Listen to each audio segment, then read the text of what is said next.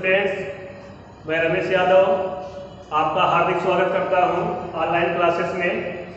Class 11 physics first, जिसका chapter आज चौथा चलेगा, जिसका नाम है स्ट्रेट लाइन मोशन, अर्थात सरल रेखीय गति। हिंदी में कहते हैं, हिंदी मीडियम के लिए वीडियो है। तो टॉपिक आज का है फ्रेम ऑफ रेफरेंस, जिसे निर्देश तंत्र भी कहते हैं। यही आज हम स्टार्टिंग यहाँ करेंगे। तो देखिए, शुरुआत करते हैं यहाँ पर निर्देश तंत्र से ही। यही से आपको स्टार्टिंग लेके चलते हैं और अच्छा चीज़ है, अच्छा पाठ है। मुझे आशा है कि आपको अच्छे ढंग से समझ में आएगा। देखिए, तो हेडिंग है निर्देश तंत्र।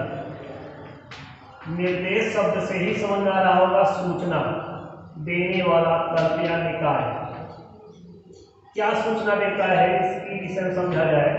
ये सूचना देता है किसी वस्तु की स्थिति, वेग, त्वरण आदि की सूचना देता है कि त्वरण, स्थिति या वेग एक समय के अनुसार किसी वस्तु का क्या हो सकता है। तो देखिए, परिभाषा इसका है कि किसी स्थिर बिंदु या स्थान के सापेक्ष वस्तु की स्थिति, अर्थात स्थिति मीन्स होता है स्थान, वस्तु की स्थिति, वेग, त्वरण किसी स्थिर बिंदु या स्थान के सापेक्ष किसी वस्तु की स्थिति, वेग, त्वरण आदि की सूचना देने वाला तंत्र, सिस्टम या निकाय भी कहते हैं इसे, तंत्र निर्देश तंत्र कहलाता है। यानी इस प्रकार से आप देखते हैं, जो निर्देश तंत्र होता है वो किसी वस्तु की एक स्थिर बिंदु या स्थान के सापेक्ष स्थिति, वेग और त्वरण की सूचना देता है। अर्थात ये बताता है कि कोई विशेष वस्तु किस स्थिति में है, समय के सापेक्ष उसका वेग क्या है, उसका त्वरण क्या है। इसके लिए हमें करना क्या पड़ता है कि एक निर्देशांक लेना पड़ता है। इस निर्देशांक में हम देखते हैं, एक मूल बिंदु लेते हैं। अब एक वस्तु P जो कि मूल बिंदु से x अक्ष है ये, और ये अक्ष आपका y है। तो x अक्ष से कितना दूर पर है, y अक्ष से कितना दूर पर है ये, इसकी स्थिति तथा मूल बिंदु से कितनी दूर पर है, इसकी सारी सूचना देने वाले को ही हम कहते हैं निर्देश तंत्र। अर्थात यहाँ पे देखा जाए तो ये यहाँ से r दूरी पर है मूल बिंदु से, और ये मान लो y दूरी पर है, जबकि ये y अक्ष पे हम चलते हैं, और ये x अक्ष है, ये x दूरी ट्रेवल करते हैं, तो हमें P बिंदु मिलता है x, y और r के रूप में एक निर्देशांक मिलता है। तो कुल मिलाकर के P एक स्थान है, यानी इसी स्थान पे वस्तु है, तो वह मूल बिंदु के सापेक्ष, मूल बिंदु को एक स्थिर बिंदु माना जाता है। इसी स्थिर बिंदु के सापेक्ष किसी वस्तु की स्थिति का पता लगाया जाता है। इन्हीं सब की सूचना देने वाले को ही हम कहते हैं निर्देश तंत्र। आइए इस निर्देश तंत्र के विषय में हम देखते हैं कि निर्देश तंत्र जो होता है वो उसका लक्षण में क्या होता है। निर्देश तंत्र का लक्षण में ये होता है कि जो सरलता से और सुगमता से प्राप्त हो और सर्वमान्य रूप में सत्य हो, ऐसे तंत्र को ही हम लोग निर्देश तंत्र कहते हैं। जो परिभाषित हो, अर्थात जो सर्वमान्य हो, जिसका कुछ अर्थ निकलता हो, ऐसी वस्तुओं का ही यहाँ चयन किया जाता है। निर्देश तंत्र यही सूचना देता है वस्तुओं की। आइए आगे चर्चा करते हैं निर्देश तंत्र के प्रकार की। निर्देश तंत्र के प्रकार, निर्देश तंत्र के प्रकार। तो निर्देश तंत्र मुख्यतः 3 प्रकार का होता है। पहला है कार्तीय निर्देश तंत्र, दूसरा है बेलनाकार निर्देश तंत्र,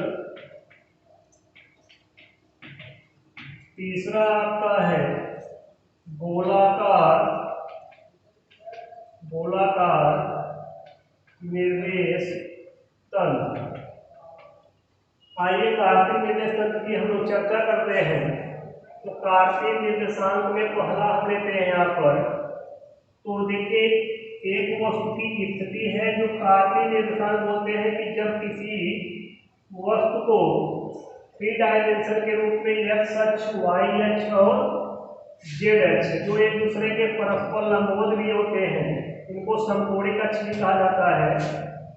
तो किसी समकोणिक अक्ष के सापेक्ष वस्तु की स्थिति, दिशा, त्वरण, वेग आदि का निर्धारण किया जाता है, तो उसे कार्तीय निर्देश तंत्र कहते हैं।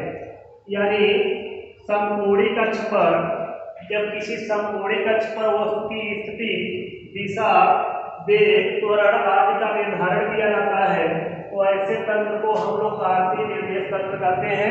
कार्तीय निर्देश तंत्र इसे इसलिए बोलते हैं क्योंकि ये जो आपके अक्ष है वो एक दूसरे के लंबवत होते हैं। इन्हीं लंबवत अक्ष के सापेक्ष जब हम तुलना करते हैं किसी वस्तु की स्थिति का, उसी कहते हैं कार्तीय निर्देशांक।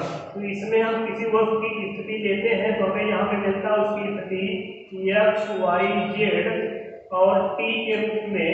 कहेंगे टी क्या है? तो टी है टाइम, यानी वस्तु की स्थिति समय के सापेक्ष मापी जाती है। तो एक इसमें घड़ी भी लगी होती है। तो घड़ी सहित ऐसे निर्देशांक निकाय को ही हम लोग कार्तीय निर्देश तंत्र बोलते हैं, जो किसी वस्तु की स्थिति यानी मूल बिंदु के सापेक्ष वस्तु एक्स अक्ष से, वाई अक्ष से और जेड अक्ष से किस स्थिति में है, इसकी स्थिति की सूचना हमें इस कार्तीय निर्देशांक में, कार्तीय निर्देश तंत्र के माध्यम से मिलता है। ये हो गया आपका कार्तीय निर्देशांक। कार्तीय निर्देशांक भी 2 प्रकार का होता है। हमें यही कार्तीय निर्देश तंत्र पढ़ना ही है। ये भी मुख्यतः 2 प्रकार का होता है। एक होता है इसमें जड़त्वी निर्देश तंत्र, दूसरा इसमें होता है अजड़त्वी निर्देश तंत्र। आइए हम जड़त्वी निर्देश तंत्र की चर्चा करते हैं कार्तीय निर्देशांक में।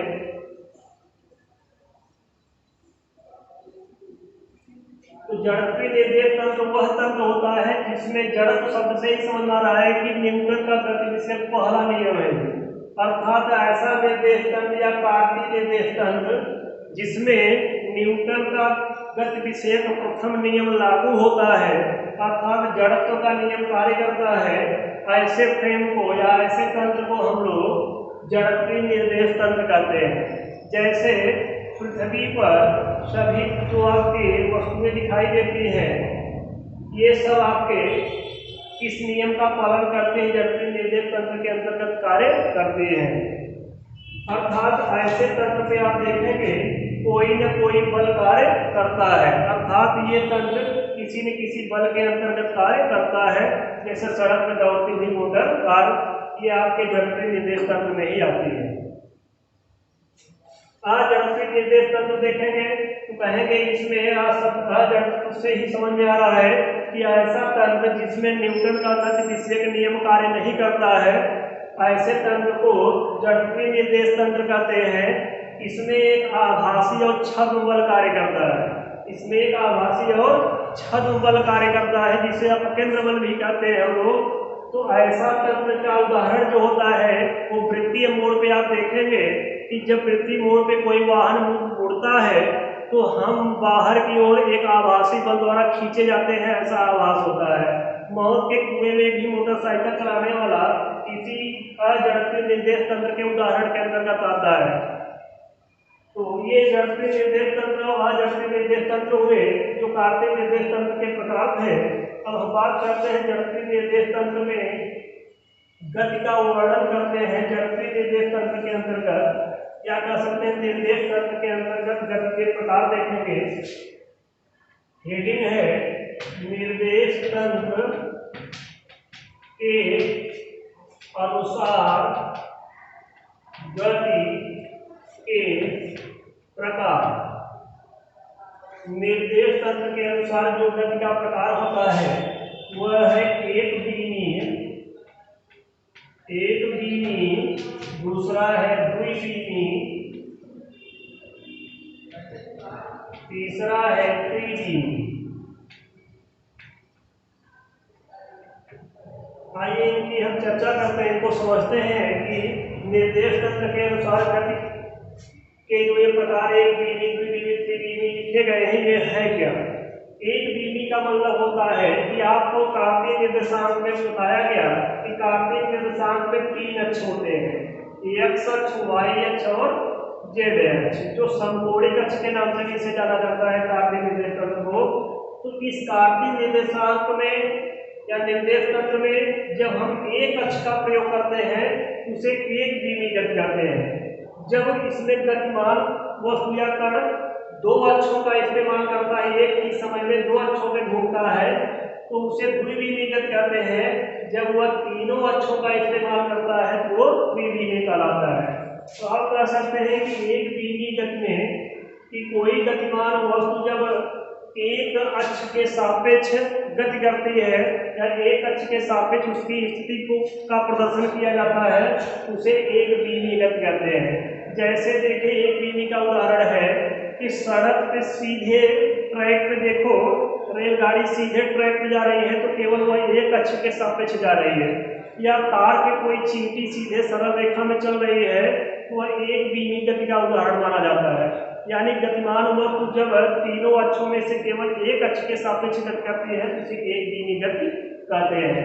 आइए उसी प्रकार से द्विबीमी गति का उदाहरण देखते हैं या परिभाषा कि जब कोई गतिमान वस्तु या कण 2 अक्षों के सापेक्ष गति करती है, 2 अक्षों के सापेक्ष उसकी स्थिति का वर्णन किया जाता है गति का, एक्स वाई का या तो साथ या वाई जेड का या जेड एक्स के, यानी कुल मिलाकर के 2 अक्षों के सापेक्ष जब गति करती है तो उसे बोलते हैं द्विबीमी गति।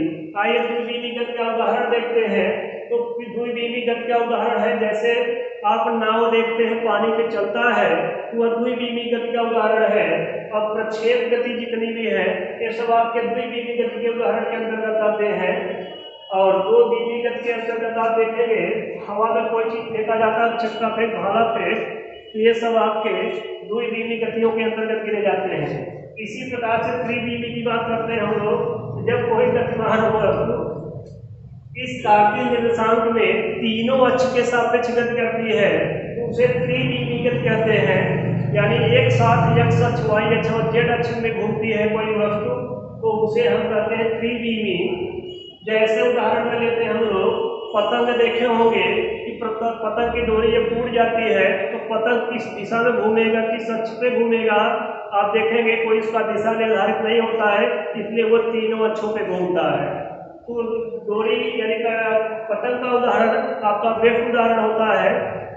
एक आपको आगे चलते हैं, देखिए एक बीमी, द्विबीमी और त्रिबीमी के बाद हम लोग चर्चा करेंगे गति के प्रकार की। तो गति में देखते हैं तो होता क्या है, गति में गति की परिभाषा निकल के आती है कि जब किसी वस्तु की स्थिति समय के सापेक्ष परिवर्तित होती है, यानी समय के सापेक्ष वह अपनी स्थिति का परिवर्तन करती है तो गति में कही जाती है। जैसे मोटर कार है, समय के सापेक्ष दीवार या कह सकते हैं मकान या पेड़ के सापेक्ष वह अपने स्थान का परिवर्तन कर रही है, इसी कारण वह गति में कही जाती है। जबकि वृक्ष और तमाम मकान वगैरह जो होते हैं ये अन्य वस्तुओं के सापेक्ष अपने ही स्थान पे खड़े रहते हैं, इसलिए वो विरामावस्था में कहे जाते हैं। ये होता है गति। इस गति का प्रकार हम लोग देखेंगे। इस गति के प्रकार में चलते हैं तो गति 3 प्रकार की होती है, जैसा कि पाठ का नाम भी लिखा गया है। सरल रेखीय गति, इसमें हम लोग पढ़ेंगे स्थानांतरित गति, स्थानांतरित गति। और दूसरा इसमें पढ़ेंगे हम लोग घूर्णन गति, और तीसरा इसमें पढ़ेंगे हम लोग दोलन गति, जिनकी चर्चा हम नेक्स्ट वीडियो में करेंगे। स्थानांतरित गति, घूर्णन गति और दोलन गति का उदाहरण सहित व्याख्यान करेंगे। आज का वीडियो हम यहीं पे रोकते हैं, नेक्स्ट वीडियो में इसकी चर्चा हम करेंगे। धन्यवाद बच्चों।